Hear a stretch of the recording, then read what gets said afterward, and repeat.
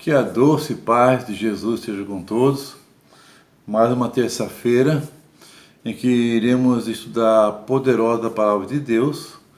E como eu já havia prometido, nós voltamos então ao aprendizado sobre os personagens bíblicos, como se comportaram, qual foram seus acertos e erros, e aprender então como Deus reage a situações do homem.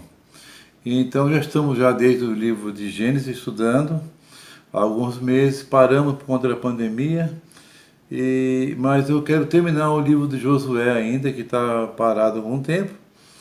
E no texto do livro de Josué, a última passagem personagens que iremos estudar são sobre a cidade de refúgio e as pessoas que iriam para lá. Vamos à leitura então, capítulo 20, Josué,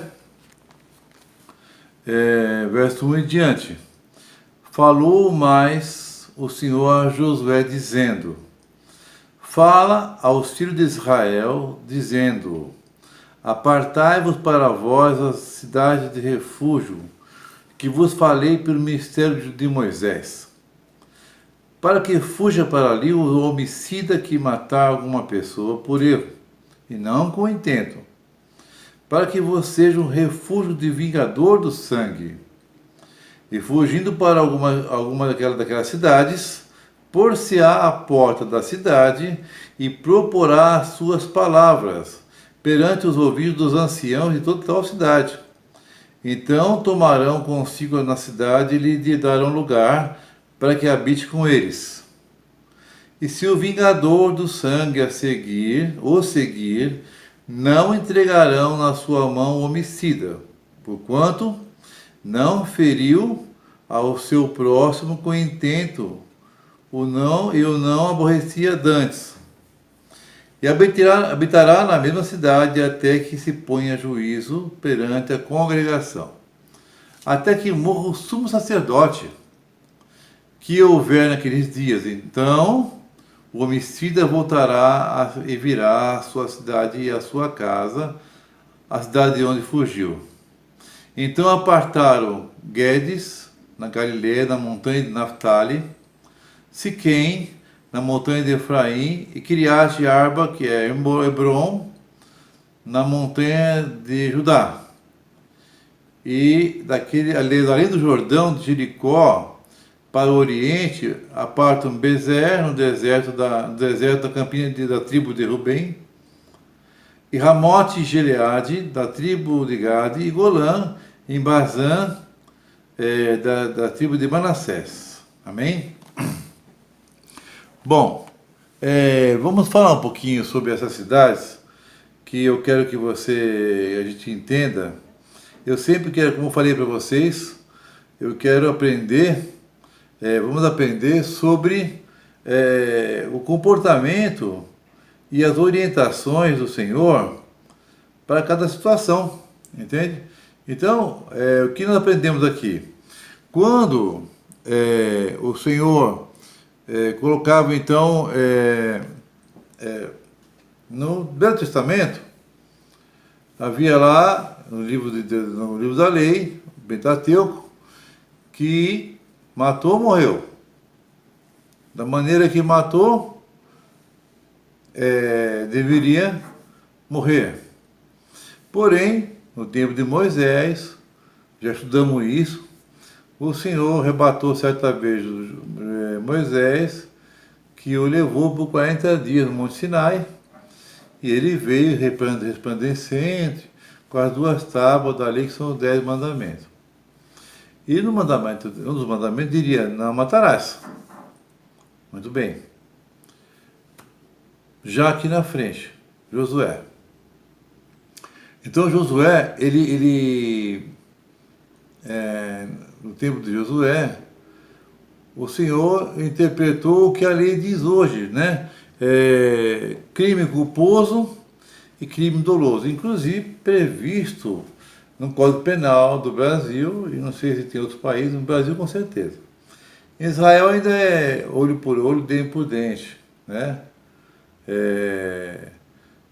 Esse olho por olho, dente por dente, ele teve interpretações, alteração, até em Jesus, que ele falou, não matarás, mas só de você pensar mal do seu irmão já é considerado suicídio. Mas voltando aqui então, quando o Senhor então decidiu interpretar os crimes. Então, crime doloso e crime culposo.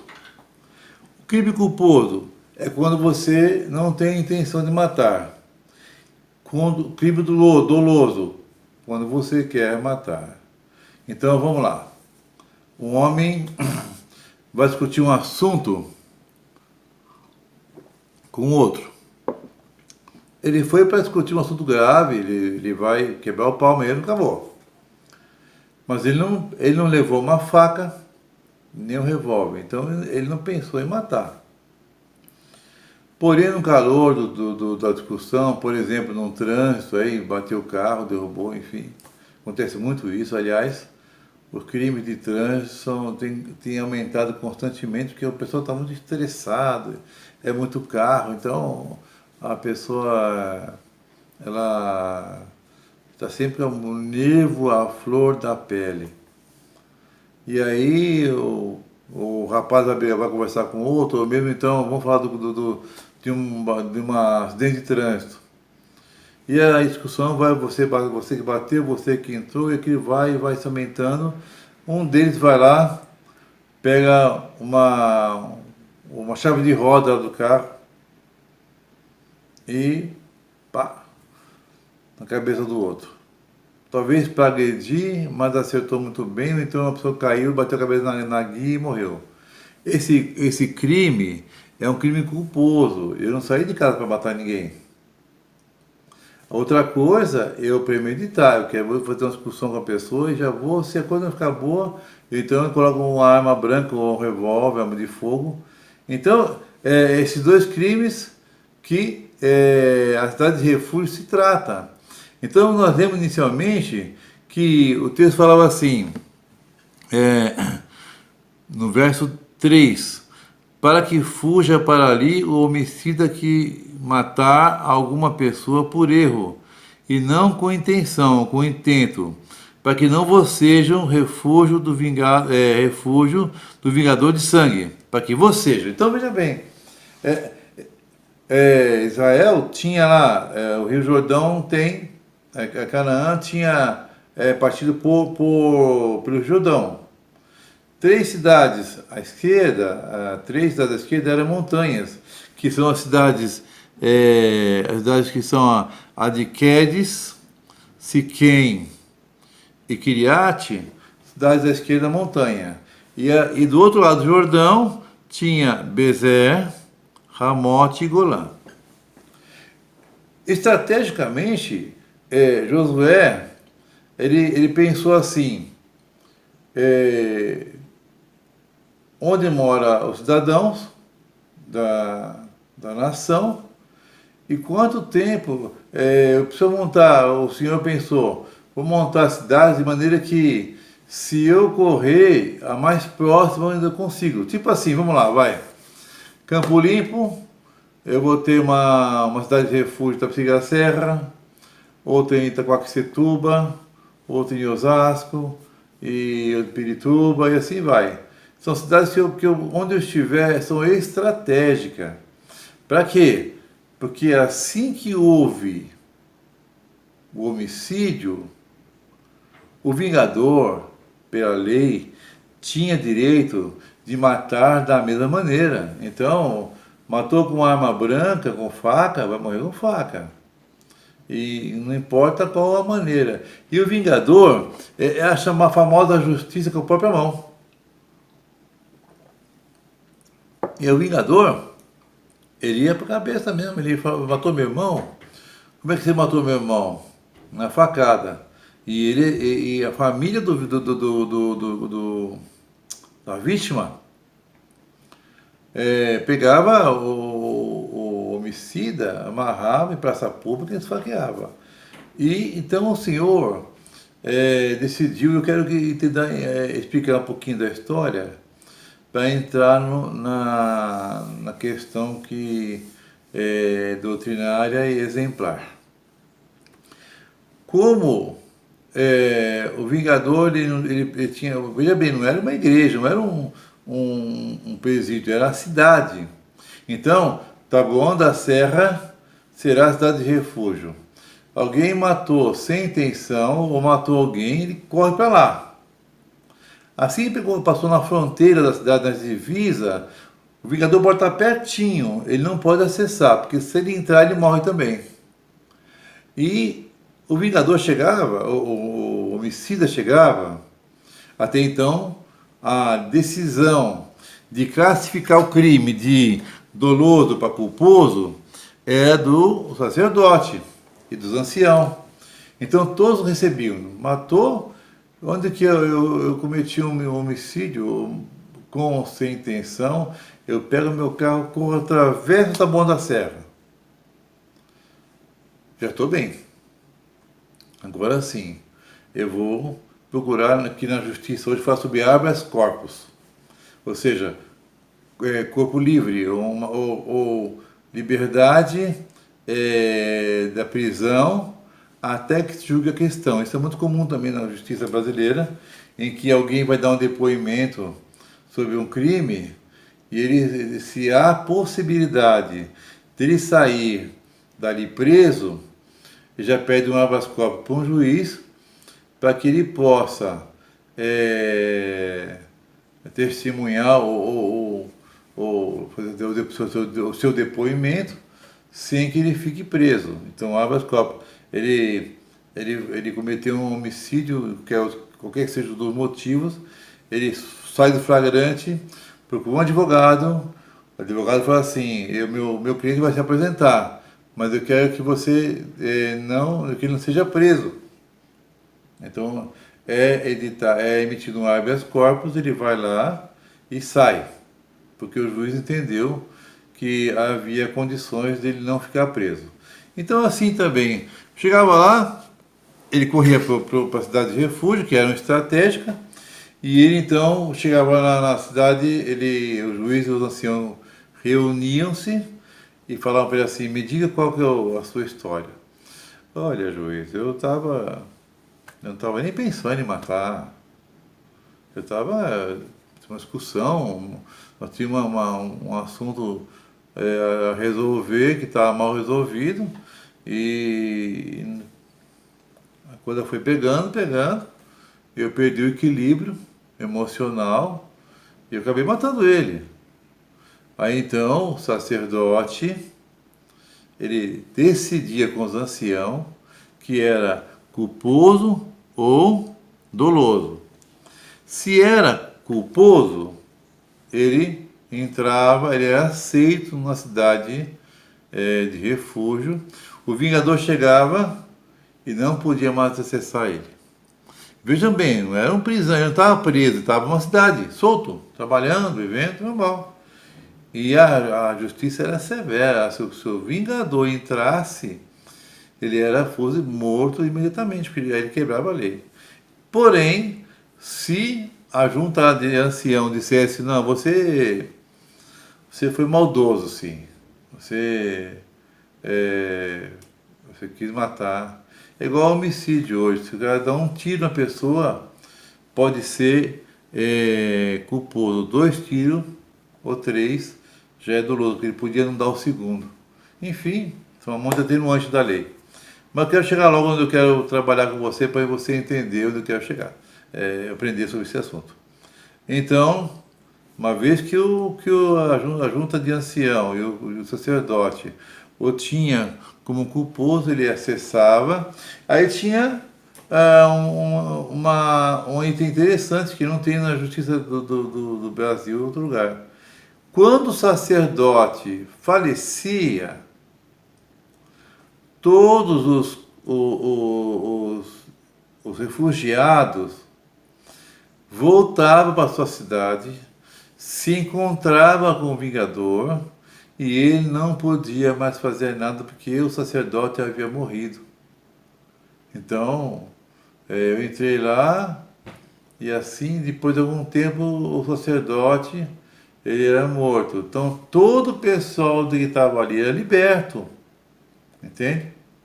Então, queridos, eu podia entrar aqui em outras passagens bíblicas, essa história, se formos fazer um estudo escatológico, ou mesmo um estudo só bíblico, enfim, que tem muito link com o final dos tempos também. Nós iríamos ficar aqui muito trabalhando demais, eu tenho só mais 15 minutos. Então, assim, o que eu entendo aqui? Será que existe essa cidade de refúgio hoje? Não, essas não. Essas aqui não. Se memorável, que aquele tempo as cidades eram assim, ó. Elas eram cercadas por muros, né? E lá as cidades não eram livres, eram cercadas por causa da defesa que eles tinham. E eu fico pensando, um paralelo com a igreja do Senhor. Daqui a pouco eu vou falar sobre o significado dessas cidades. Hoje, onde estão as cidades de refúgio? São igrejas. 14 mil igrejas se abrem anualmente.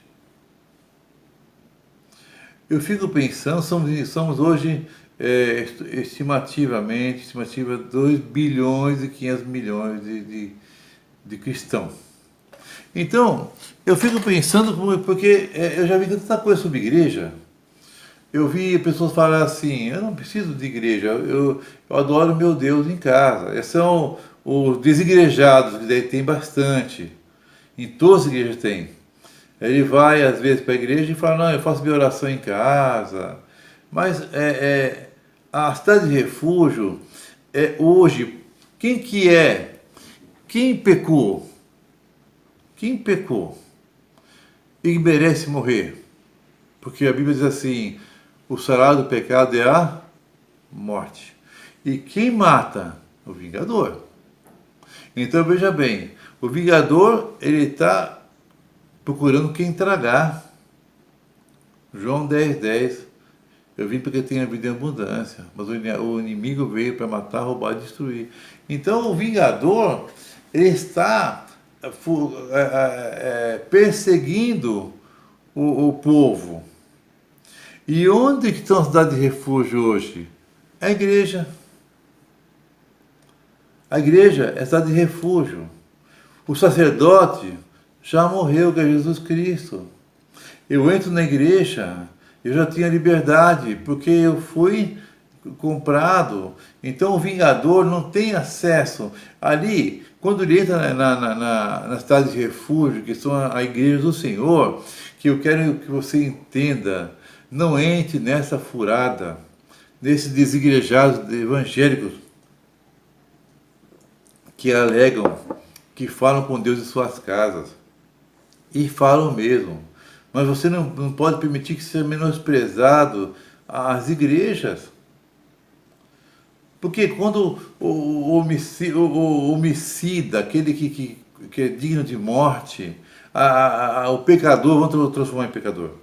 Ele chega lá, na igreja, com duas faces. Culposo ou doloso. Todos chegam lá. E todos recebem. Então, quando o homem chega na igreja, ele conta ali o quê? Primeiro, as portas do inferno não acessa ali. Inferno não entra na igreja. Ali ele recebe o quê? A remissão dos pecados. Vejam bem, perdeu-se muito perdeu-se muito os motivos pelo qual o pecador está na igreja. E hoje se oferece uma rede de consumo. Tipo, você vai receber. Na verdade, ele chegou lá, a sua alma está perseguida pelo vingador. E ele precisa de quê? De remissão dos pecados. É isso que ele tem que receber, a remissão dos pecados. Se ele cometeu pecados por ignorância, ele vai receber o perdão e a orientação. E se ele foi doloso com intenção de pecar, ele vai precisar se arrepender, restaurar o seu relacionamento com a sua esposa, pedir perdão, se humilhar. Isso que foi a igreja, porque o vingador está lá. Eu vou matar, entendeu? Mas o sacerdote já foi, já morreu. É Jesus Cristo que morreu na cruz, como vimos agora domingo passado, ceiamos aqui, e nós celebramos a vida através da morte do sacerdote, o sumo sacerdote. Então acontece, a igreja ela tem essa finalidade, ela é estabelecida como cidade de refúgio estratégico. Ah, mas tem rua que tem 7 igrejas. Por quê? Qual o problema? E quantos botecos tem? Então tem igreja para todos os tipos de pessoas, jeito, nível social, tem tudo. Você não gosta daqui que é barulhenta, tem a mais calminha. Ah, mas barulhenta tem Jesus, a outra também tem.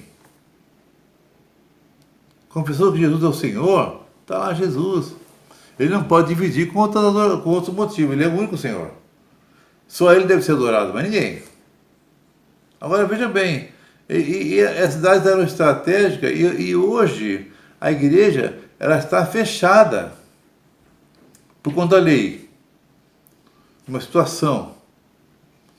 E tem gente gostando. Ah, eu estou bem. Estou bem. Não, eu não estou bem.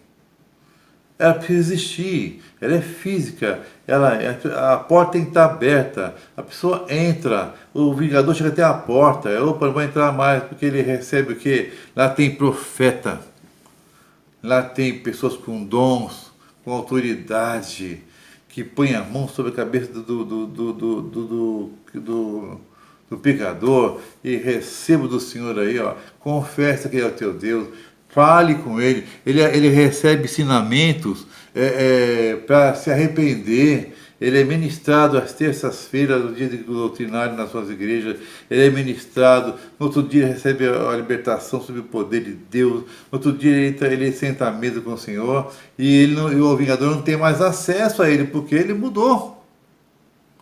E quer ver uma coisa? Eu quero estudar um pouquinho rapidamente sobre as cidades. Olha só.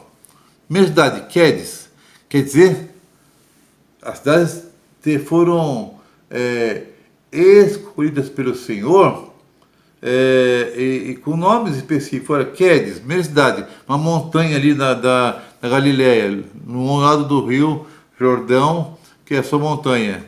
Significa santuário. Primeiro, minha cidade, santuário, onde o Senhor habita. A igreja, uma vez que ela tornou-se, que foi consagrada, é onde a habitação do Senhor, no qual o salmista disse que eu quero estar todos os dias. Não fique pensando olha, irmãos, é revoltante até. Alguns crentes que menosprezam o templo do Senhor. Querem fazer a sua igreja em casa. Sim, a sua casa tem que ser um templo, sim, mas a cidade de refúgio, ela existe, era física, e hoje é física. A segunda cidade é chamada Siquém, é outra montanha, quer dizer, ombro. Ombro, irmãos, nós não somos um tribunal.